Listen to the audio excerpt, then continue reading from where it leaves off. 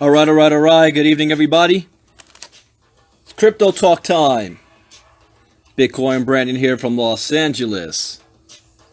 Hope your Saturday's been going good so far. Mine has.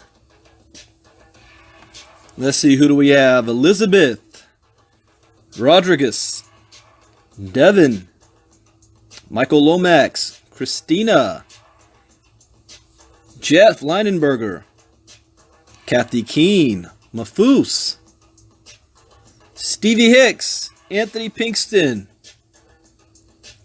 Benita Nunez, Late Night Crypto Talk time.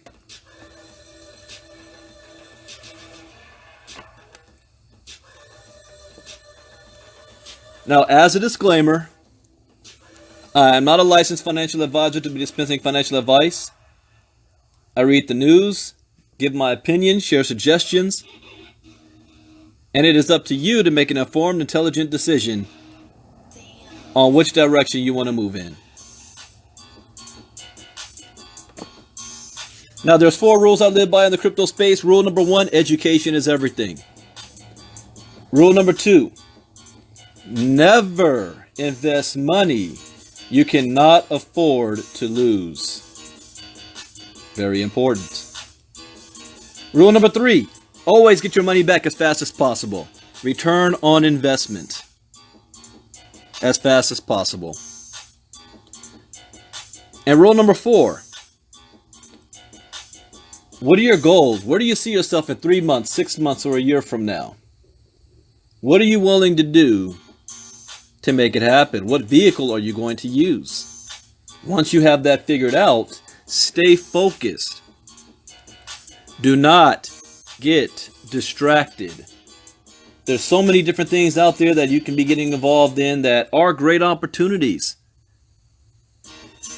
But you can't be a part of everything.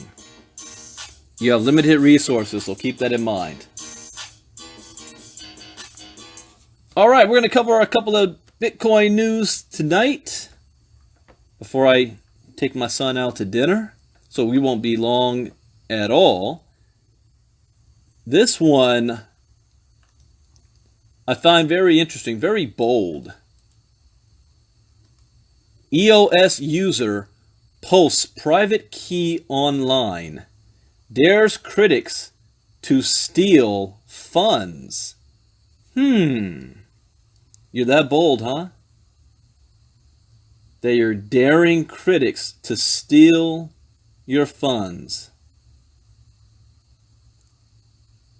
Let's see here. Let me copy this and post it in the group.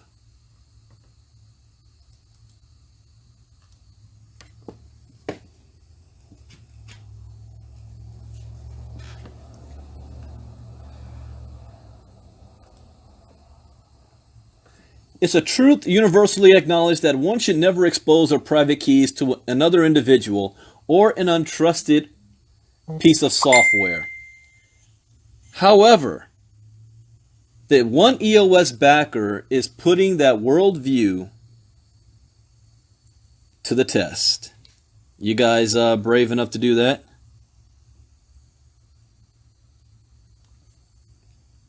On Friday, synonymous Steemit user EOS Insider levied a challenge to the nascent cryptocurrencies critics. Here's my private key. Steal my funds. The private key, and he gives the private key, belongs to an account aptly named Yo, Steal My EOS, which is currently holding 5 EOS, hours after it was first published online. Let's see. I do not have EOS memorized as to just how much that is. Let me take a look real quick. This guy's very, very bold. All right, 1 EOS is worth $8. So it's not like it's a whole lot of money here. $40, 50, $45. But who is willing to try? While noting that this challenge is an experiment with low stakes. Yeah. It's Let's see, lost my place here. While noting that this challenge is an experiment with low stakes, the tokens are currently worth about $45. EOS Insider said that they felt confident posting their private key online due to features built into the EOS protocol and on-chain governance model that are designed to protect users from scammers and other thieves. One of these is the platform's arbitration process, which allows victims of theft and other malicious activities to appeal their cases to an arbiter, such as the EOSIO Core Arbitration Forum. If ECAF rules in a user's favor, the organization has the constitutional authority issue an order to block producers, the entities who process EOS transactions, to freeze malicious accounts and recover the user's funds. Supporters say that this sort of on-chain governance is necessary if the cryptocurrency ever hopes to achieve mass-scale adoption, which will involve onboarding millions, perhaps billions, of users who have no interest in learning the finer points of blockchain security. Yeah, that's good. However, this governance model is not without its critics.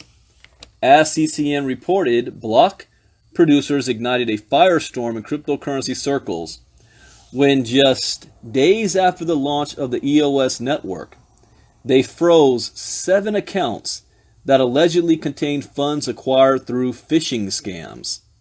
Consensus by conference call, said one critic, alluding to the fact that block producers have used this communication medium to debate important decisions.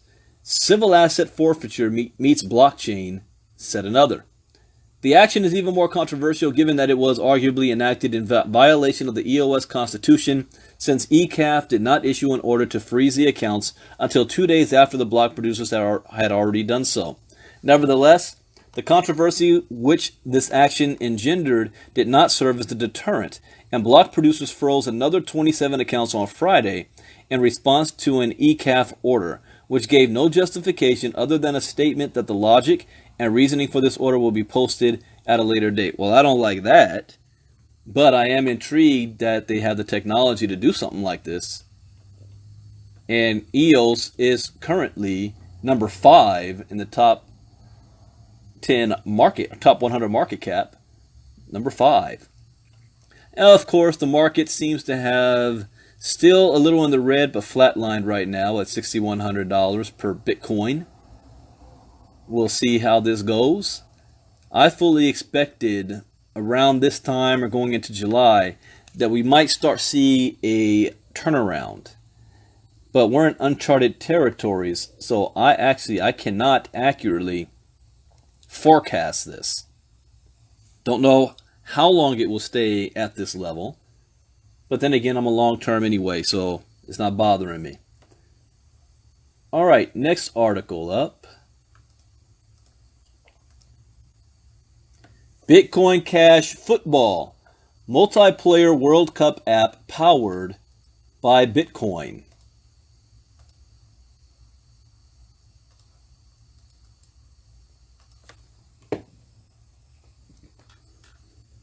Let's see here.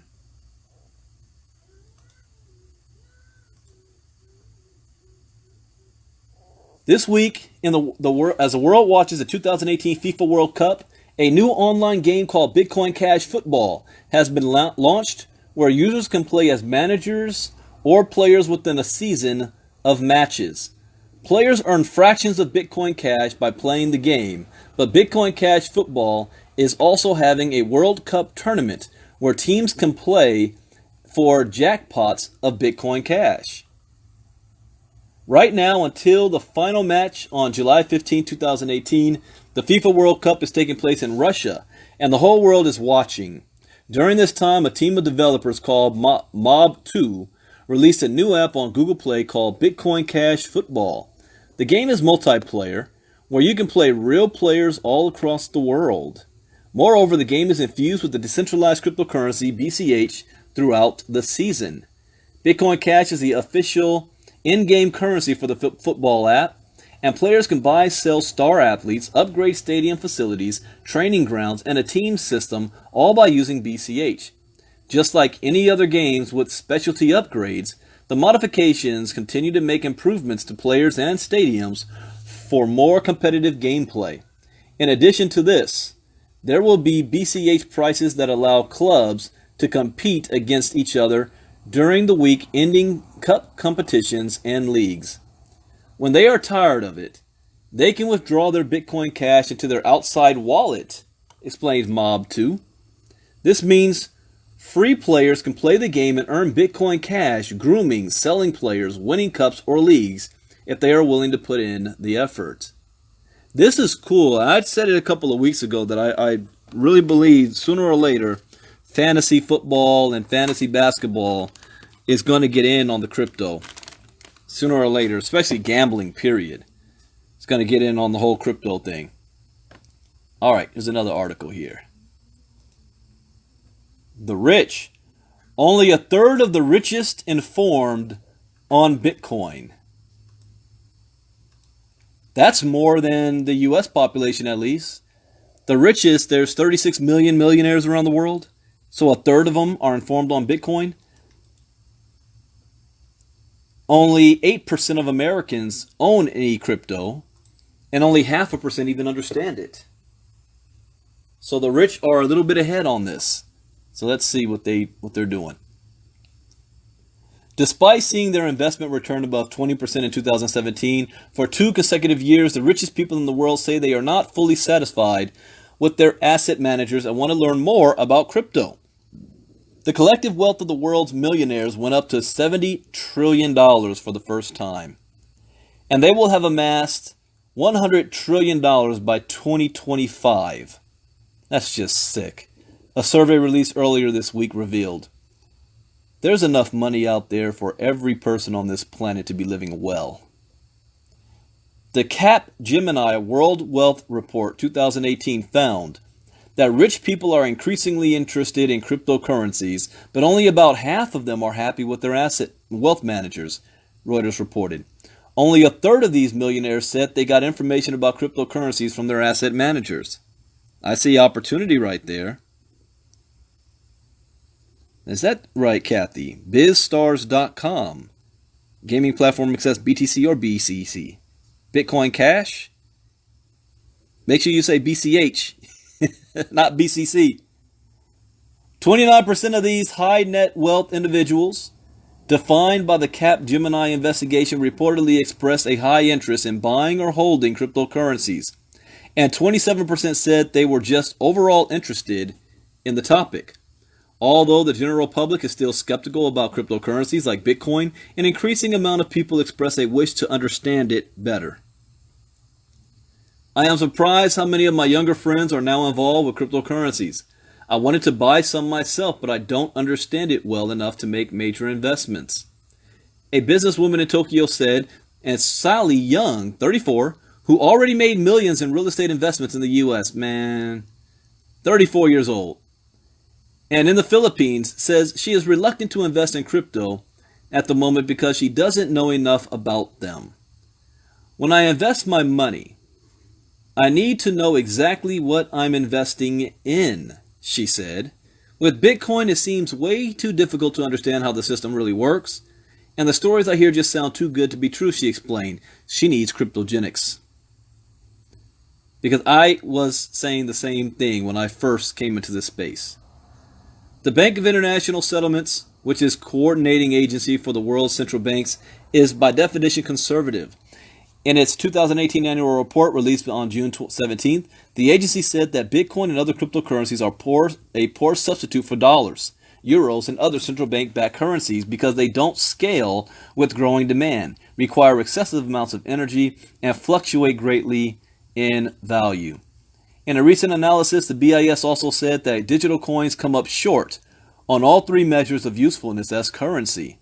Their prices can fluctuate wildly, making them poor substitute for fiat currency transactions, which require relative stability for price comparison. For similar reasons, they fall short for investing purposes because they cannot be relied upon a store of value. Despite regulatory uncertainty and firm caution currently preventing cryptocurrencies from penetrating the wealth management industry, the strong demand for information on crypto from younger HNWIs around the world may force wealth management companies to at least develop and offer a point of view in the near future, the World Wealth Report said. When cryptocurrencies boomed in Japan in 2017, the Japanese crypto investors were mainly people in their 20s and 30s. A survey reported by Nikkei newspaper this week has shown. By the time the survey was conducted in April of 2018, 17.2% of Japanese people had invested in cryptocurrencies. 17%. Wow, that's double the United States. Although many saw their assets swell by 2 to 5 times their investment at the peak, it was reported that 60% of people actually suffered losses. You want to know why they suffered losses? Because they all got in on it in December, when everybody was saying buy, buy, buy, when the price was already sky high. That's why. And the only other way they're going to lose is if they sell. Looking closer into those Japanese people who invested in crypto, it was found that more than half of them were under the age of 30, and 52.3% among those have invested less than $45,500. Nearly 50% responded to the survey that they will not invest in cryptocurrencies in the future. I see opportunity in that. And when you have a down market right now, interest is not high, and people are not buying, and demand is not high, which means those of us that are looking long term, we have more of an opportunity to buy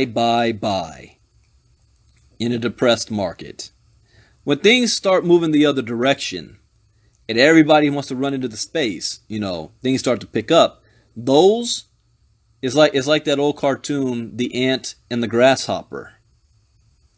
This is the time that as an ant you want to prepare, not party like the grasshoppers are. Because there's going to come a time where you're not going to be able to anymore. It's going to get so high. All right, I got a little bit of time. Let's do another article here. Streaming soon. Beer advertisements via the blockchain.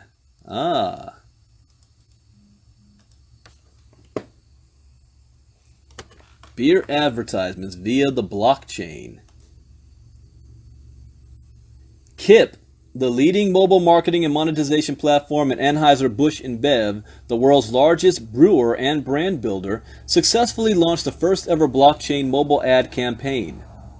This is a significant innovation to the financial community and the cryptocurrency community for 2 reasons. 1, it will help make brands more relevant to consumers, and 2, it is essential to integrate transparency within the mobile and supply chain. This newly launched blockchain mobile ad campaign is designed around Kip's Moments targeting technology, which AB InBev is using to break free from the traditional interruptive advertising techniques used today. Kip and AB InBev will be working hard to better connect with consumers through their new marketing technique. How much do you want to bet, or who can guess what year it will be when the Super Bowl commercials is all being run through blockchain? I give it 3 years. Or how long until we see the first crypto commercial in the Super Bowl? I give it 2 years. Maybe next Super Bowl, depending on what the price of Bitcoin does the second half of 2017. You're going to start to see this stuff. Says, we're building a company to last for the next 100 plus years, and that can only be done by disrupting existing paradigms. Hear that word again, disruption, and putting consumers at the heart of everything we do. As the world's largest brewer and brand builders, we take our responsibility for the stewardship of the category seriously. Through our approach to advertising and the ways we create meaningful experiences for consumers with our brand content. You know what I can't wait? You know how Facebook records everything? And then they send you like a notification stating this is what happened on this day a year ago, something you posted, or 2 years or 3 years ago. I'm now coming on 1 full year of me posting on Facebook a lot about crypto. I'm starting to see some stuff. And I can't wait till around August and September rolls around, because that's when I really stepped it up. And I'm just going to post it again. Like, this is what I said a year ago. How many of you took action back then? How many of you did anything, or are you just still sitting there watching on the sidelines? Got some time. I'll do another one here. Indian government set to launch national blockchain project. Now, this is hypocritical on the highest level. India spent all of last year and this year banning anything crypto.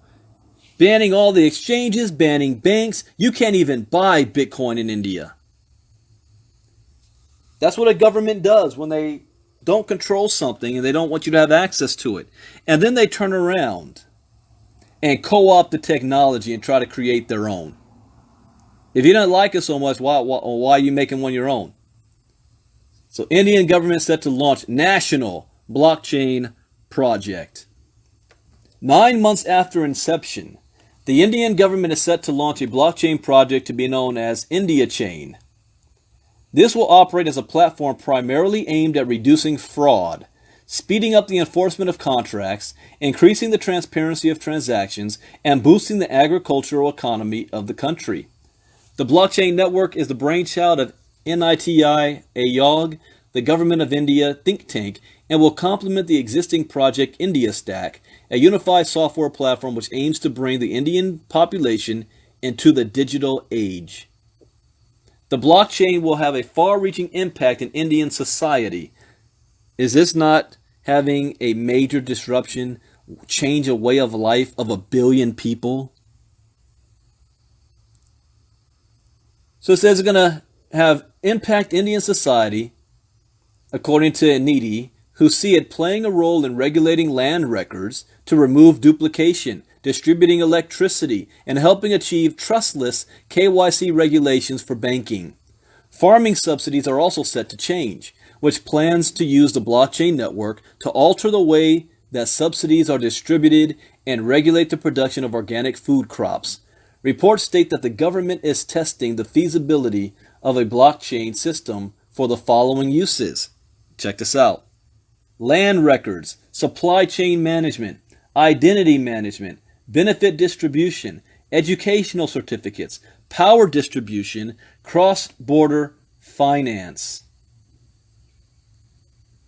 Ultimately, the government hopes that once implemented on a large scale, blockchain solutions will boost transparency in government, reducing fraud, and helping to build a better public goods infrastructure for improved organization and distribution of goods and public services. All right, they just gave me another quote. The Indian government is not alone in this ambition, with the Russian government also planning to implement a blockchain-based system for land registry management, and the government of Dubai intending to test blockchain solutions for administrative applications like visa applications, bill payments, and license renewals. So I will reiterate what I've been saying for a year. Blockchain technology will fundamentally revolutionize the entire planet. It will disrupt every single major industry on the planet today. It is going to have as big of an impact on human society as the introduction of agriculture. I've been saying it for a year, and every day we are seeing it being implemented live every day. Here we got the Indian government saying so. So I need to save this article because I'm going to make a quote out of it. And I will save this one for tomorrow. Class in session. Stanford University establishes blockchain research center. Really? Oh, wait. This is a short one. I'll go ahead and read this. Really? People still say, I don't believe in that. I don't believe in the blockchain and crypto. It's not going to impact me. Really? Well, let's see what Stanford is doing. Stanford University's computer science department has established a center for blockchain research to promote the study of and develop best practices for this nascent technological field. Unveiled on Wednesday, the Center for Blockchain Research is a 5-year research program that has been underwritten by a variety of cryptocurrency organizations, including the Ethereum Foundation, Protocol Labs, Omise Go, Dfinity, Stiff Tongue, the Interchain Foundation, and cryptocurrency hedge fund Polychain Capital. The center will be led by computer science professors Dan Bonnet and David Mazières. Other inaugural faculty will include computer scientist Alex Eichen, David Dill, John Mitchell, Tim, who are all these guys, and law school professor Joe Grundfest. Blockchains will become increasingly critical to doing business globally. Oh, really? Said Bonnet, the Rajiv Motwani professor in the School of Engineering at Stanford and an expert on cryptography and computer security. Stanford should be at the forefront of efforts to improve, apply, and understand the many ripple effects of this technology. I didn't have to go to Stanford to figure this out. Blockchain massively lowers the barriers to creating tradable digital assets, added Mazières. It allows individuals who don't know each other or even trust one another to make irreversible transactions in a variety of fields in a safe and secure way. They are giving me a bunch of quotes to use. In addition to blockchain research, center faculty will coordinate to develop courses on blockchain technology that can be offered to students even after the conclusion of the 5-year program. This is a fascinating area of research with deep scientific questions, said Bonnet.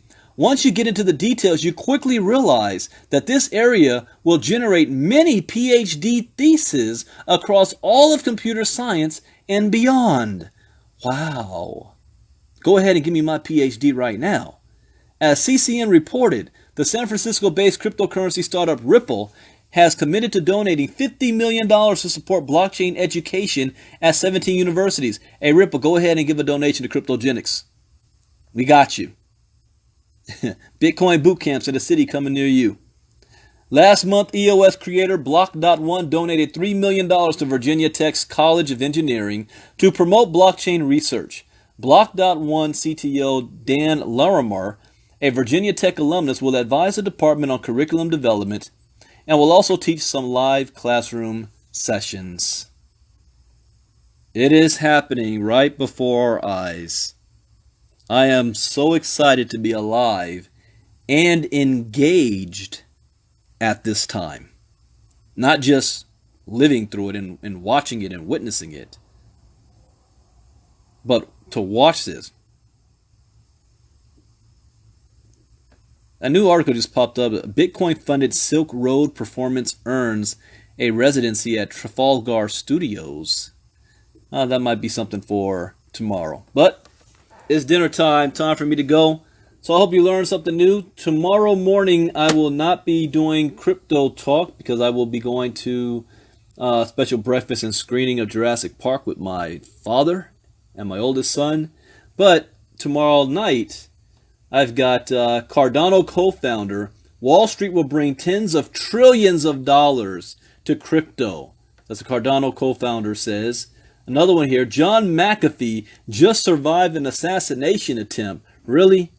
Really, John? Haven't I been saying that I have an issue with them trying to portray John as the face of Bitcoin and crypto? He's too volatile, too eccentric for that. Use Sir Richard Branson, but come on, John, really? What is this? He was gone for two. I'm just going to read his tweet. I apologize for my 3-day absence, but I was unconscious for 2 days at the Vidant Medical Center in North Carolina and just woke up. My enemies managed to spike something that I ingested. However, I am more difficult to kill than anyone can possibly imagine. I am back. Oh wow, it actually has pictures of him.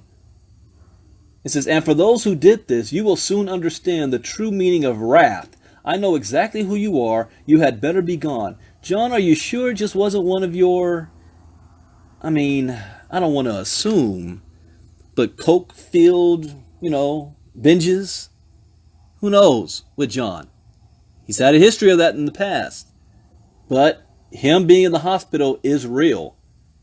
I'm looking at an image of him strapped down with all these devices all up to him like he's in a coma. Interesting. And then he's waking up, flipping off everybody. My wife, he married a sister? I didn't know that. My wife, the Mrs. McAfee, and I with the message to my incompetent enemies. Wow, I'm looking forward to reading that one tomorrow night. And then you've got another one here. Oh, no, that's the same one I've got. The blockchain is solving world's problems. Yeah. All right. Hope you guys learned something new tonight. As always, I did.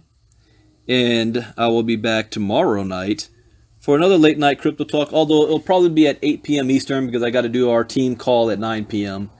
And people are getting ready to go to bed for work on Monday. So 8 p.m. Eastern will be my next Facebook Live tomorrow.